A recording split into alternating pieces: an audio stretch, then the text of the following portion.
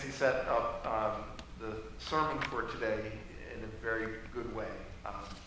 Bishop Schol is going to talk about what joy means this Christmas, but we'll also identify the difference between happiness and joy. And I appreciate what Pastor Nancy said in her opening prayer about,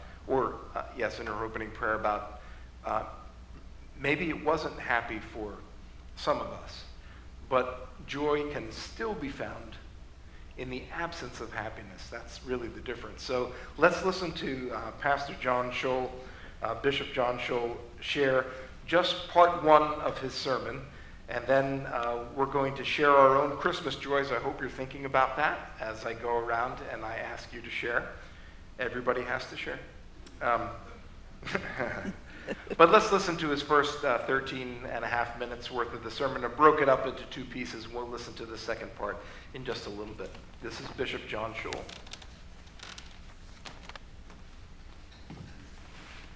God rest ye merry gentlemen, let nothing you dismay. For Jesus Christ our Savior was born on Christmas Day. Do do do do do do do do. Do do do do do do. Oh, tidings of comfort and joy, comfort and joy. Oh, tidings of comfort and joy. Apparently, the acolytes had off this week as well. Merry Christmas and a Happy New Year. May this be a blessed season for all of us, and I know that God has great things in store for you in the coming year. And today, I want to talk with you about joy, that your joy might not only be full in this Christmas season, but throughout the whole coming year. You know, as the shepherds were out watching their flock by night, as the story goes, and a star was rising and a birth was occurring, some angels appeared to the shepherds on that hill. And Luke records it in the 2nd chapter, beginning with the 9th verse. And here's what Luke says. Then the angel of the Lord stood before them, and the glory of the Lord shone around them, and they were terrified. And then the angel said to them, I am bringing you good news of great joy for all the people. Good news of great joy. You know, there's a difference between happiness and joy. You know, last year at Christmas time, I gave my granddaughter, Nora, a box of Lucky Charms. I wrapped it up, or actually Beverly wrapped it up, and there it was. And when Nora opened it, and she loves Lucky Charms, she looked at the Lucky Charms and she literally jumped up in the air with her Lucky Charms, and just as pictures were being taken, caught her with this expression. Now, this looks like sheer joy, doesn't it? But I want to tell you, it's happiness. There's a difference between joy and happiness. You know, at that same Christmas season, we gave our granddaughters Elise and Nora tickets to go with Pop and Grams to see The Lion King. Now, we traveled by train over to New York City. And it was just wonderful watching the girls sitting in their seats, their noses propped up on the windows, looking out and watching all the scenery as we went by. We got into New York City and we went to the Brooklyn Diner and had lunch together. Everybody got a milkshake and whatever they wanted to eat. And then we went to the play.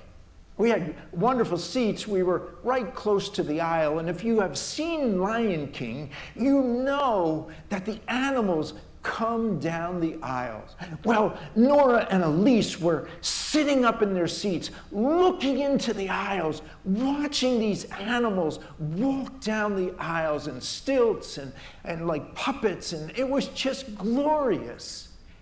And for the most of the play, all I could do was watch Elise and Nora, watching the expressions on their faces, watching their enthusiasm for their play, watching their surprise as different things happened. To be honest with you, the play was great, but watching Elise and Nora was even better. And for me, that memory, that experience is joy. When you watch your grandchildren growing and developing and seeing their expressions and recognizing that they're full of life, it's just such a blessing. It's real joy. In the Old Testament, it talks about joy. And here's the major difference between joy and happiness. Joy comes and lives within. Happiness is a fleeting moment and passes us by. For instance, a wedding is happiness. A lifetime of love, that's pure joy. So we begin to see the difference that happiness is actually the stimulant that happens on the outside and gives us a good feeling. Joy, on the other hand, starts within and bubbles up, and it continues. It carries on. Being on the beach when the sun is out and a glorious day is happiness. But God's light shining within us and God's light shining out onto other people, well, that's sheer joy. In the Hebrew Scriptures, what we Christians often call the Old Testament, there we find joy is so powerful that it evokes expression from us. It evokes praise. It evokes shout. It evokes dancing. It evokes leaping. That's what joy does. Now, there are many things that bring about joy, particularly in the Hebrew Scriptures. First and most important is that when God's presence is with us, when God is right here, we feel God, we experience God, we see what God's doing in the world, and that's what causes praise and leaping and dancing and shouting and praising God. So God's presence. The other thing that we read in the Old Testament that just brings joy for people is when they're forgiven.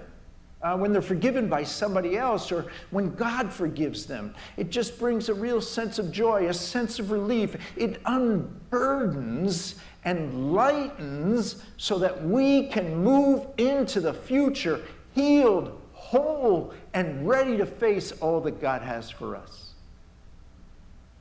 I want to share with you a story about forgiveness. I was one time with a group of clergy, and we were meeting and talking about some important things.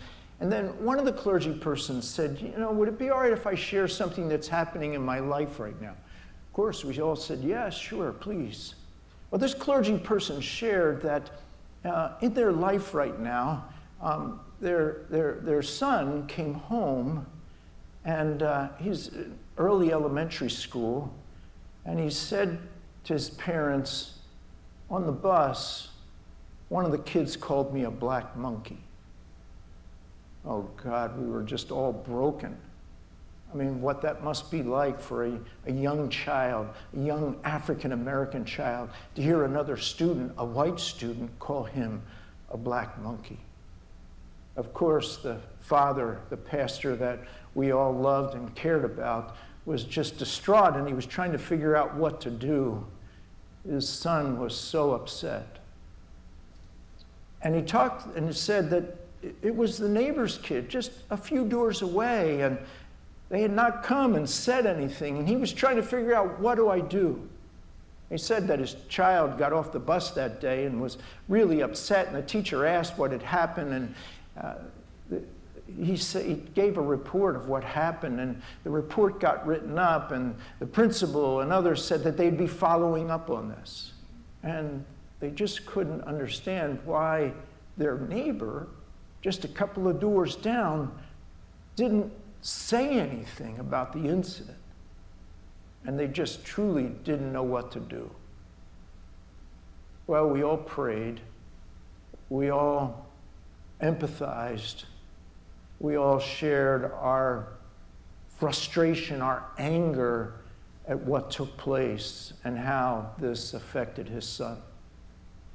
Well, that night, all of us in that clergy group got a text from our friend, our colleague, and he said that the neighbor had just heard about this and said that they came by the house to apologize because they were just devastated at what happened. But nobody was home. And they came back a second time and nobody was home. And so they sent a text and said, could we meet with you tomorrow? We want to apologize. And so the next day, the families met. The boy had written out an apology. He shared that apology.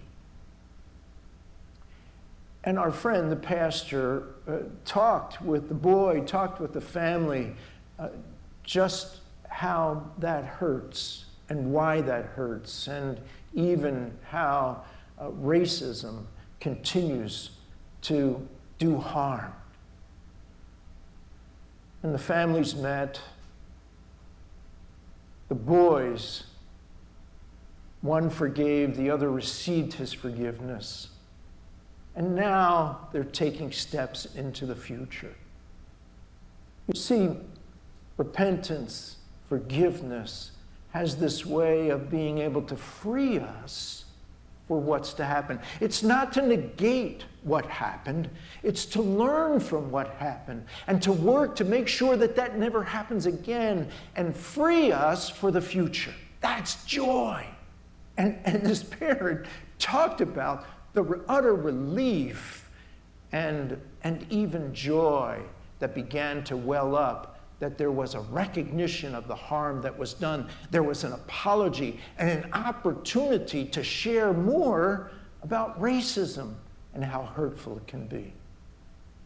Yes, that's what joy is. Unburdening, freeing us for the possibilities of God and what God has for us in the future. So we read about in the Hebrew Scriptures the very presence of God, the forgiveness of God, the forgiveness of others brings joy, dancing, leaping, shouting, praising in our lives. Now in the New Testament, joy really all evolves and revolves around the life of Jesus and the gift of Jesus Christ into the world. The shepherds heard about it on a hill and dashed to the manger, dashed to the place of the birth, and there they praised God for this new child, this Messiah that had been born. The star had risen. It was the one that God would send. Joy in Jesus Christ. Jesus has put it this way to his disciples in the 15th chapter of John. Here Jesus is gathered with his disciples on the last night of his life around the table. And there they are talking. And then Jesus says, may your joy be complete by having my joy in your life.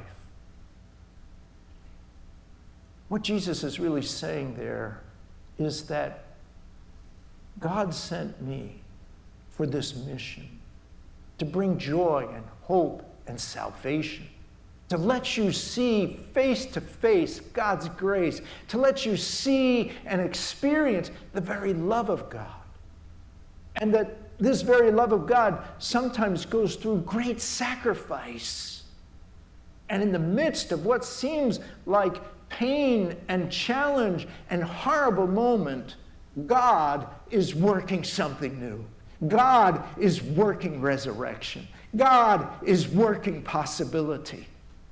Sometimes it comes through sacrifice. And that is the story of Jesus' life. That is the story of salvation. That is the story of God's grace.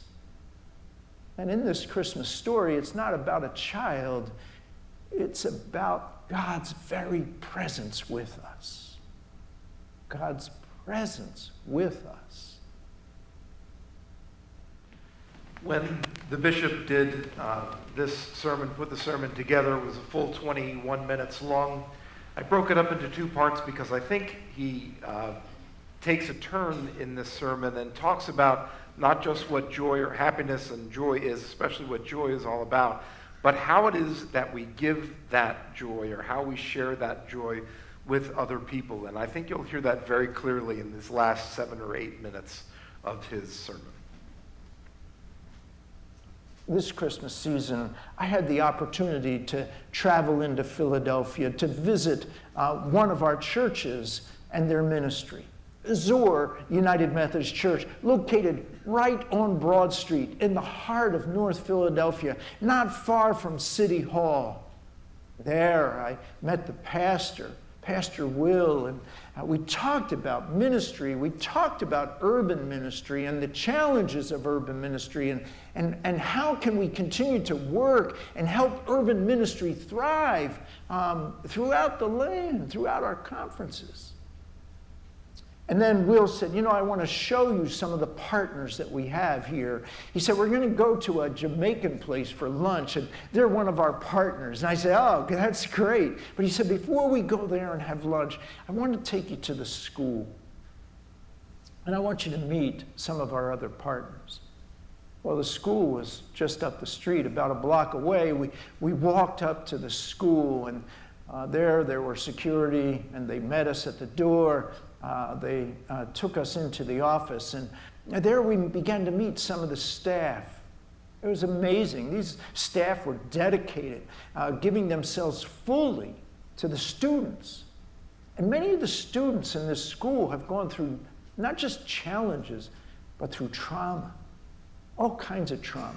Not having enough to eat and food on the table, challenges in the neighborhood, challenges in their own lives and in their own families, and a number of them have gone through trauma. So they had actually trauma specialists in the school working with the students. They had other specialists in the school. And Zoar, their Mother Zoar's ministry with that church is not only working and partnering with these partners, but also providing gifts. And at Christmas time, they provide Christmas gifts for a number of the students, but also throughout the year, they provide food. Because some of these kids just don't get enough food. And so they bring food packages every week for kids to take home and have with their families. Well, one of the kids I met that day, Jamin, he came and talked about his life and talked about how much the food meant to him. And he gave me a picture, and it was a thank you note. And there it showed him carrying the food home to his house. Later, Tyree came, and Tyree was a great reader. He was reading 2 grades above his level, and he loved school, and he talked about school and the impact that it was having on his life, and the things that he was reading and how much he was enjoying it. And then he too gave me a picture, and it was a picture of his family gathered eating the food that had been given by Mother Zoar. And both of these kids thanked me. Well, I said to myself, well, they should be thanking Mother Zoar. Mother Zoar is the one that makes this happen. And then Pastor Will told me, well, I also told them that the United Methodist Church gives our congregation a grant that this food can be bought and shared with the kids and their families. And I told them that the bishop of the United Methodist Church was coming, the one who helps to make this happen. And that's why they wanted to thank you. Well, to be honest with you, I still think they got it wrong, because let me tell you the story of how this happens. This happens because they're a United Methodist who get up every day and go to work and work hard. Or there are other United Methodists that have worked hard throughout their whole life and are now living on Social Security and pensions. And those United Methodists that go to work every day, or those United Methodists that have worked hard, come each Sunday and out of their Social Security or their pension or out of their paycheck, they put something in the offering plate. Churches, all across our Eastern Pennsylvania and Greater New Jersey conferences. And our churches take that money, and a portion that we call an apportionment is sent to our conferences. And then our conferences set budgets, and a part of that budget is grants that go and help churches. Well, I want to tell you that standing with me that day in that school were all of you, because you're the ones that helped to make this kind of ministry happen. You are the very presence of God, the light of Jesus Christ in the midst of these children in a challenging space, in a challenging time. You are bringing light and hope to them. It is like the light and hope that we're also bringing to Tanzania as the people in Greater New Jersey are taking up offerings right now to help build a church where God's grace and love will go out, and where pastors who last year got paid $63 for the whole year, that will supplement their salaries for the next 2 years. That's God's presence. That's what joy is. That's what brings hope into the world. That people like yourselves continue to give of yourself because the light of Christ, the light of God is shining through you. And there is nothing that makes me more joyful than you and your sacrifice and your gifts and the hope that you bring. So this Christmas, there are people in Tanzania, there are people in North Philadelphia, there are people all throughout our conferences and around the world that see the light of Christ because of you and experience, even if it's just for a moment, sitting down at a table and having a meal, experiencing joy through your good gifts and your good grace. Or in Tanzania, putting up a new church building in a community that will reach people, or helping pastors to have a living wage. There'll be joy at their tables as well. Thank you. Thank you for continuing the grace of God, the joy of God out into the world. You have done a mighty work, and Christ has been at work with you.